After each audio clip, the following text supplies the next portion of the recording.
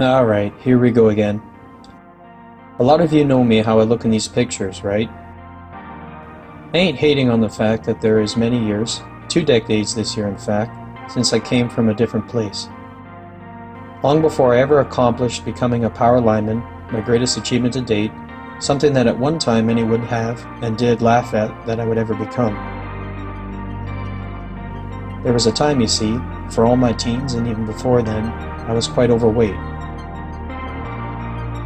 I wasn't particularly gifted or brilliant. No one wanted me, so I never bothered to put that in my later life calculation, and I did not have a lot, if any, direction in my life.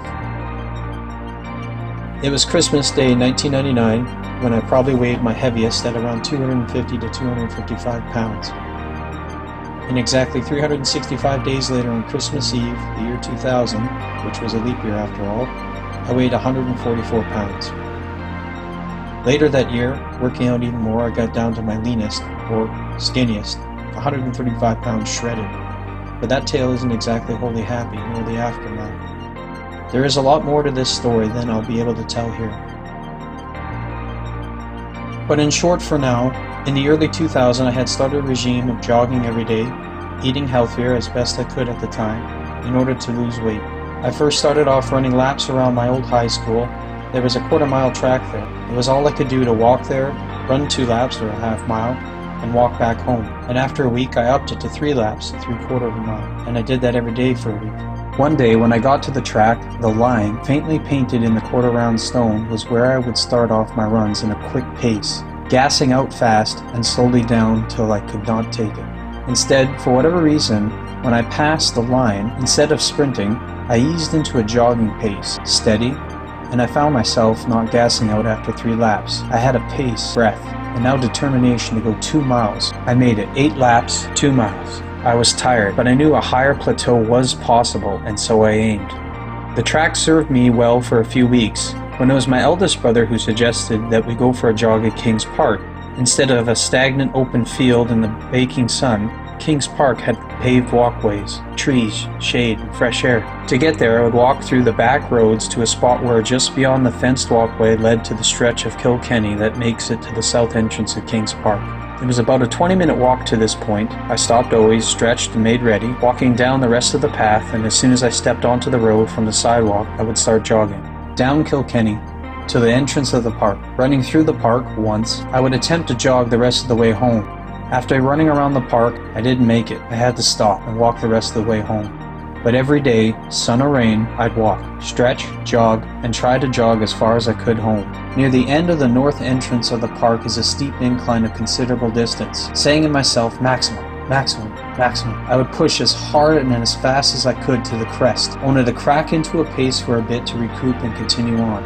Determination and faith. The day came when I touched home base without stopping my jogging pace. I repeated this a few times, until eventually I could make this circuit with ease. I felt it was almost too easy, and decided to add a lap around the park. Now jogging from the street point to the park, around again, then home.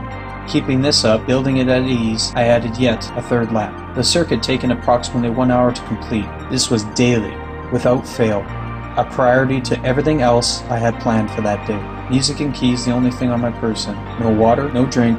Bypassing some personal history and fast forwarding to June 2002, there came a day that I needed to prove myself something, a feat I'd never tried before. My goal for that day was to do the same as always. Walk the 20 minutes to the stretch point, stretch, and start jogging to the park and around, then home. Except this time I wasn't aiming to do 3 times around.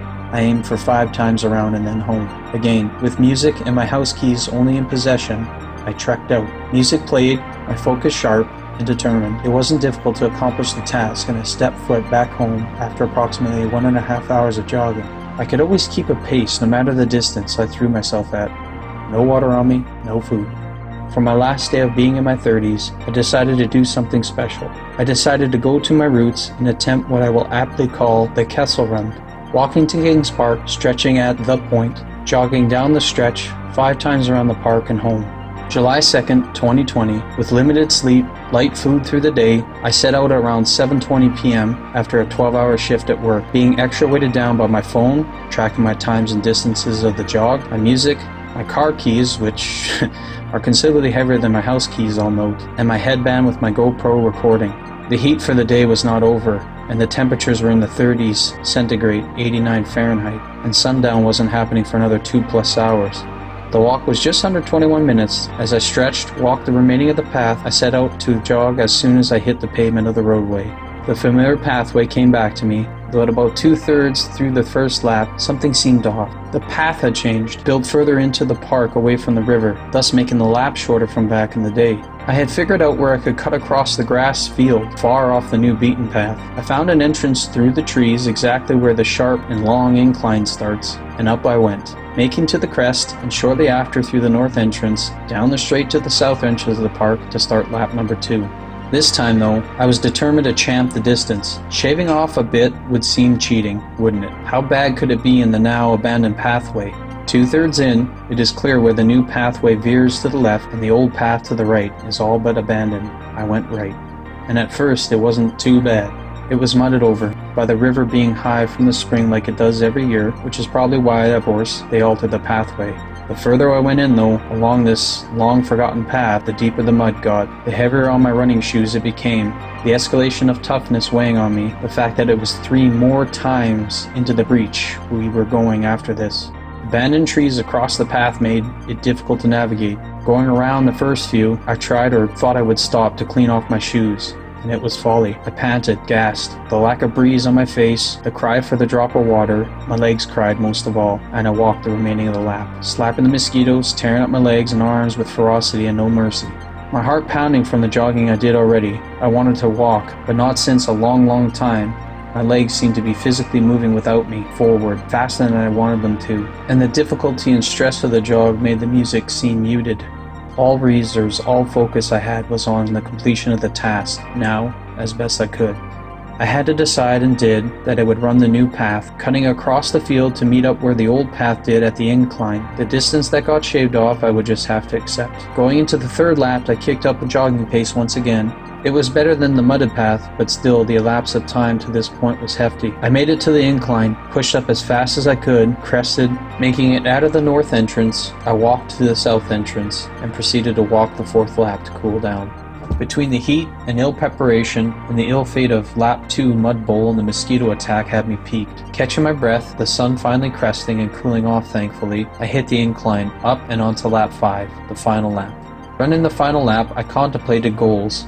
Once I got out and started running past the south entrance, to which, instead of entering, I'd be running home. And by this 5th lap I was burning everywhere. My legs, deep in my hips hurt, and I simply made it my goal to just get past the south entrance. The incline came up, and as slow as it might have been from the outlook, I pushed as hard and fast as I could. I made it out through the north entrance, down the stretch, past the south entrance to the marker I made out to be what I felt was the line to reach, crossed it, and exhaled. I walked, panting, but from here, it was home. I found myself having to sit down for a short while, but realized best not to tarry. And though I walked the rest of the way home, by this time it was certainly not without great effort. My legs and everything connected to them were hurt. To stride through walking felt like it was walking through tar, and painful, but every step was bringing me closer to the final distance, and after a much longer stretch of time than I originally anticipated, I made it to the car. It's a funny reflection after all these years my approximations were correct. I knew the walk was about 20 minutes, and that 5 laps and home hovered around the 10-mile mark.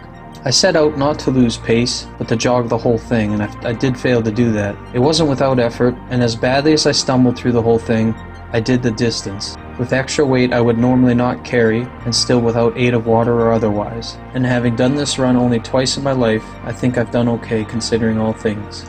The old pathway has been changed forever, adding to the realization that time changes many things.